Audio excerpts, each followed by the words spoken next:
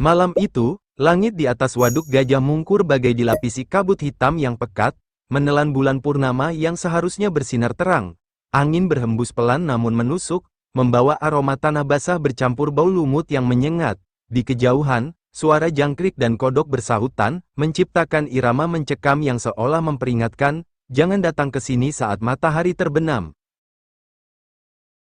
Rian, seorang fotografer muda dengan ambisi besar, menginjakkan kakinya di tepian waduk yang retak-retak. Ia sengaja datang sendirian, menentang larangan warga setempat yang memperingatkannya tentang, saat air surut, arwah-arwah bangkit. Kamera profesional tergantung di lehernya. Sementara senter kuat ia genggam erat. Tujuannya jelas, mendokumentasikan fenomena langka munculnya makam-makam kuno yang biasanya terendam puluhan meter di bawah air.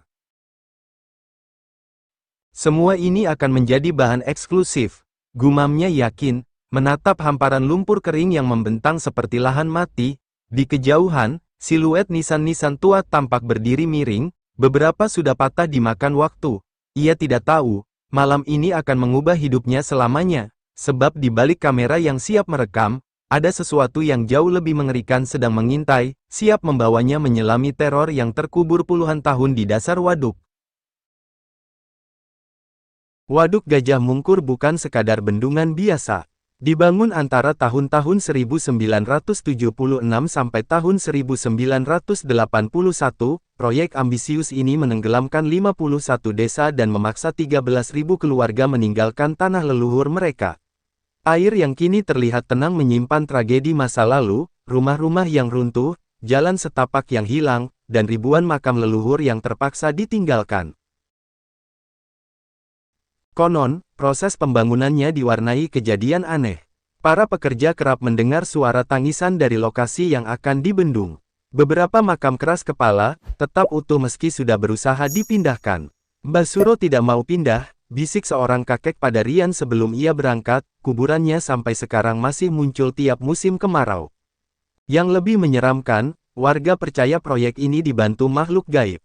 Ada yang menyebut penunggu waduk berbentuk gajah putih, sesuai namanya, yang marah karena wilayahnya diganggu. Setiap musim kemarau, ketika air surut dan puing-puing desa muncul kembali, aktivitas mistis pun meningkat. Rian bukanlah orang sembarangan yang datang tanpa tujuan.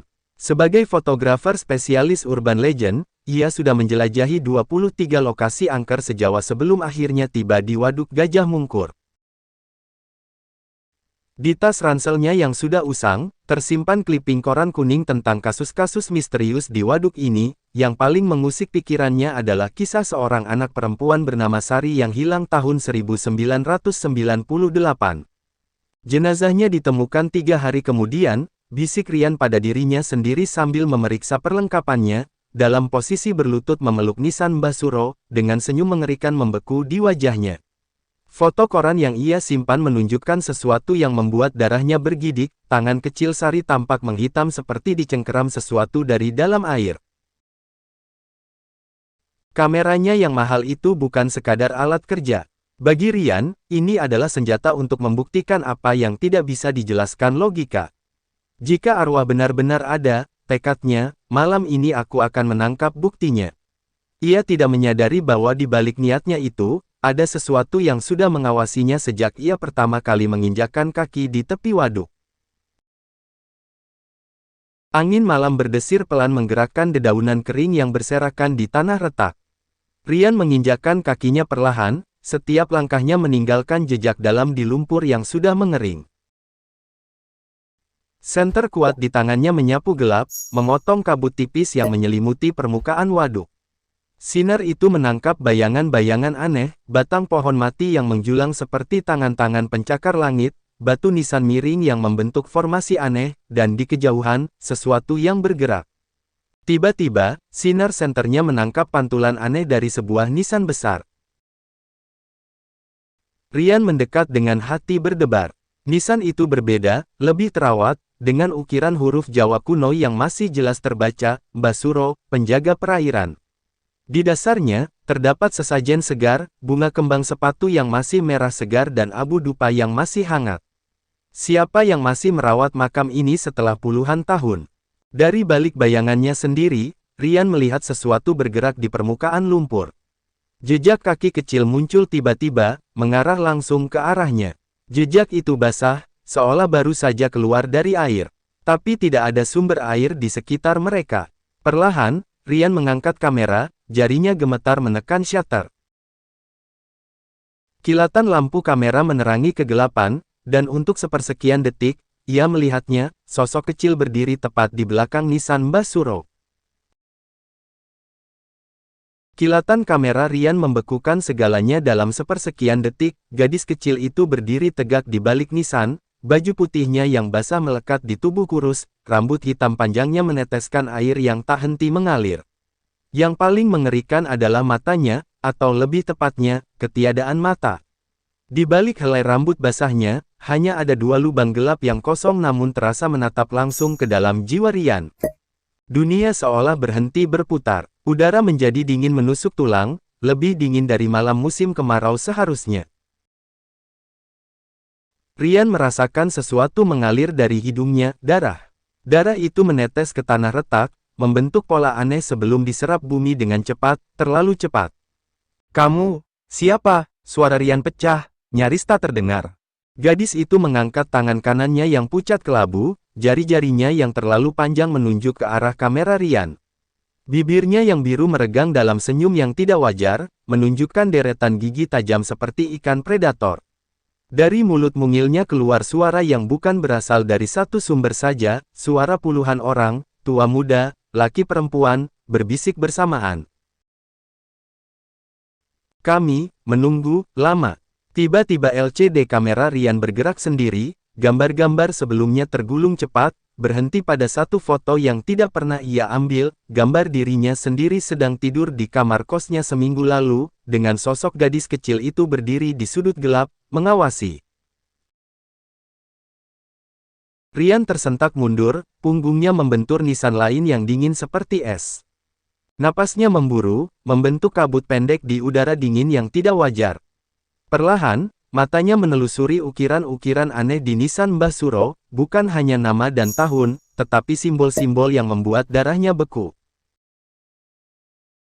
Sebuah lingkaran dengan 7 segitiga terbalik, ular yang memakan ekornya sendiri, dan yang paling mencolok, telapak tangan kecil berlumuran warna merah tua yang sudah memudar, seolah dicap menggunakan darah. "Tanda perlindungan," bisik suara parau tiba-tiba. Rian berbalik dan melihat seorang kakek tua berpakaian lusuh berdiri 2 meter darinya. Kulit kakek itu berwarna kelabu, matanya putih berawan. Yang lebih menakutkan, tubuhnya tidak membentuk bayangan meski diterangi senter Rian. "Nisan ini tidak bisa dipindahkan saat pembangunan waduk," lanjut kakek itu dengan suara seperti berasal dari dalam air. "Setiap kali dicoba, orang yang memindahkannya mati dalam 7 hari. Kamu melihat anak itu, kan? Dia yang terakhir mencoba." Tangan keriput kakek itu menunjuk ke bawah nisan, di mana Rian melihat 7 batu kecil tersusun rapi membentuk anak panah, mengarah tepat ke kamera yang terjatuh. Di layar LCD-nya, foto-foto sebelumnya berganti-ganti dengan sendirinya, menampilkan wajah-wajah orang berbeda dengan ekspresi ketakutan yang sama, semua berpose di depan nisan ini, semua menghilang tanpa jejak. Tiba-tiba, suara kakek misterius itu lenyap ditelan gemuruh air yang seharusnya tidak ada, karena waduk ini sedang surut. Rian merasakan getaran aneh di bawah kakinya, seperti puluhan tangan tak terlihat sedang mengetuk-ngetuk dari balik bumi. Udara di sekelilingnya berubah padat, berbau anyir seperti ganggun dan tanah basuh hujan. Dari segala penjuru, bisikan-bisikan mulai terdengar. Bukan dalam satu bahasa, melainkan campuran bahasa Jawa kuno, Indonesia, dan sesuatu yang lebih tua, bahasa yang membuat telinga Rian perih seolah dipenuhi air. "Jangan pergi, kami terjebak di sini, bantu kami." Rian menutup telinga, tetapi suara-suara itu justru semakin keras, bergema di dalam tengkoraknya sendiri. Di antara riuh rendah itu, ia bisa memilah satu suara yang paling jelas, suara gadis kecil dari foto itu, berbisik pelan tepat di belakang lehernya. "Kamu sudah memotret kami, sekarang kami akan memotretmu." Seketika, semua suara berhenti.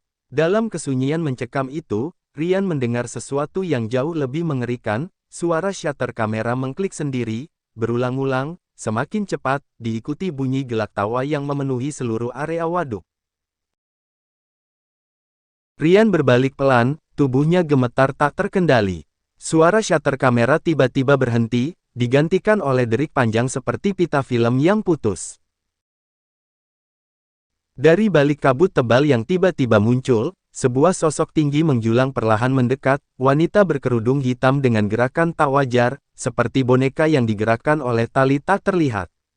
Kerudungnya mengembang meski tak ada angin, menampakkan bagian dalam yang ternyata kosong. Hitam pekat, lebih dalam dari malam manapun. Dari kegelapan itu, keluar suara desisan ratusan suara yang berbisik bersamaan dalam bahasa yang membuat gendang telinga Rian berdenyut sakit. Kamera di tanah tiba-tiba hidup sendiri, lensanya berputar-putar liar sebelum fokus ke arah wanita itu. Layar LCD-nya menampilkan foto-foto korban sebelumnya, semua dalam pose yang sama, tangan terentang memohon, mata dan mulut dijahit rapat dengan benang hitam, dan yang paling mengerikan, masing-masing memegang foto orang berikutnya yang akan menjadi korban. Foto terakhir menunjukkan wajah Rian sendiri. Wanita itu kini hanya berjarak 3 langkah. Kerudung hitamnya mengembang seperti sayap kelelawar raksasa. Dari balik kegelapan itu, keluar tangan-tangan pucat berbintik biru, puluhan tangan dalam ukuran berbeda, semua meraih ke arah Rian.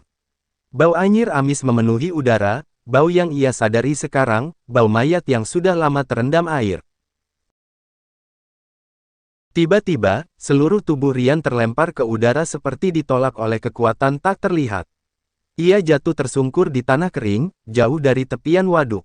Air hitam yang baru saja menelannya kini berpusar liar di tengah waduk, membentuk pusaran raksasa yang mengeluarkan suara jeritan ribuan suara.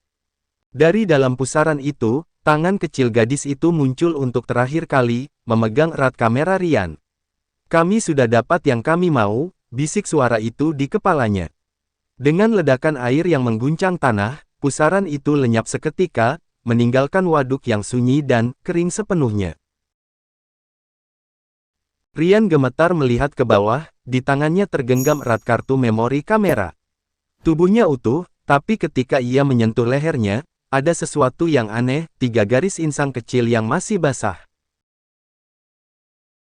3 hari kemudian, Rian memutuskan mempublikasikan foto-foto itu, hasilnya mengejutkan. 1. Foto gadis kecil terlihat jelas dengan analisis digital, mengenakan baju pengantin Jawa kuno, tanda korban ritual masa lalu. 2. Simbol di nisan Basuro cocok dengan arsip kuno tentang praktik pemujaan penunggu perairan. 3. Setiap foto mengandung bayangan-bayangan yang hanya terlihat di spektrum infrared. Tapi yang paling mengerikan, di setiap foto yang ia unggah, selalu ada 1 piksel yang berubah, secara bertahap membentuk wajah Rian sendiri dengan mata putih dan insang. Waduk Gajah Mungkur kini kembali penuh air. Tapi warga melaporkan sesuatu yang baru, terkadang di malam hari, terlihat cahaya seperti kilatan kamera dari dalam air, diikuti suara tawa anak-anak. Dan Rian, ia kini memiliki kebiasaan aneh, selalu mandi air asin 3 kali sehari, karena kulitnya mulai mengelupas jika terlalu lama kering.